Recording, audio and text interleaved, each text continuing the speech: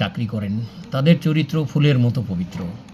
তাদের এনবিআর তাদের খোঁজ খবর নেওয়া উচিত যে তারা কত টাকা বেতন পায়, কী কী সম্পদ করেছে, কত হাজার কোটি টাকা, কেউ তো হাজার হাজার কোটি টাকার সম্পদ আছে কারো কারো। ইভেন আমি তো জানি আমার দু একজন বন্ধুবান্ধব যারা পুলিশে চাকরি করতো, তারা পুলিশের চাকরি করে দু তিনটে বাড়ি করেছে, এরকম বন্ধুবান্ধবের খবর আছে। তো এয়ারপোর্টে কী হয় না হয় জানি। এই কথাগুলো এই জন্য বলছি যে প্রবাসীরা দেশে আসবে, তারা ভাইয়ের জন্য বোনের জন্য একটা মোবাইল নিয়ে আসবে, সেটা নিয়ে যদি এরকম তালবাহানা চলে, এই প্রবাসীরা রেমিটেন্স দেয় বলে তোমরা বেতন পাও, আমরা বেতন পাই, সেটা যদি তাদের যদি এখানে এইরকম হয়রানি হয়। শেখ হাসিনা বুঝতে পেরেছিল, কিছুদিন তারা রেমিটেন্স বন্ধ করে দিয়েছিল, তারা অবৈধ চ্যানেলে, তারা ইলিগাল চ্যানেলে টাকা পাঠাতো, রেমিটেন্স পাঠাতো। তো আবার তারা যদি সেই দিকে ফিরে যায় তাহলে তো এদেশে বিদেশি রেমিটেন্স ইনকামের কয়টি জায়গা আছে। একটা হচ্ছে ফরেন রেমিটেন্স, যারা এই দেশের ওই দেশে মানে অসম্ভব রকমের খাটাখাটনি করে যারা এই দেশে দুটো টাকা পাঠায় ফ্যামিলিকে কোরবানি দেওয়ার জন্য, ঈদ উদযাপন করার জন্য বিভিন্নভাবে, তারা যদি এয়ারপোর্টে এসে হয়রানি হয় তাহলে এই দেশ চলবে কী করে?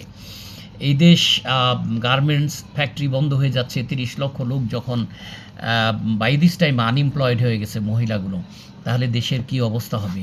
সিপিডির ফেলো দেবপ্রিয় ভট্টাচার্যের কথা অনুযায়ী যেটা দেখা গেল যে আগে 35% জিডিপিতে শেয়ার বাজারের অংশ হতো, কাউন্ট হতো, এখন সেটা জিডিপি 9%-এ নেমে গিয়েছে। তাহলে এয়ারপোর্টে যারা চাকরি করেন, আপনাদের আগামী দিন আপনাদেরও দুরবস্থা হবে। দেশের দুরবস্থা হলে আপনারা খুব একটা সুখে থাকবেন এরকমটি মনে হয় না।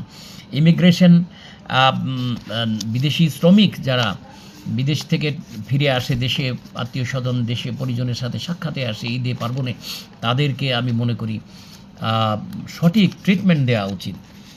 ওদিন দেখলাম একজন তার মাল সামানার লাথে ফেলে দিচ্ছে এবং গালাগালিজ করছে, এবং আজকে যেটা দেখলাম যে একজনকে দুটো মোবাইল এনেছে বলে, একটি ব্যবহৃত মোবাইল আরেকটি ইনটেক, সেটার জন্য তাকে হয়রানি করা হচ্ছে।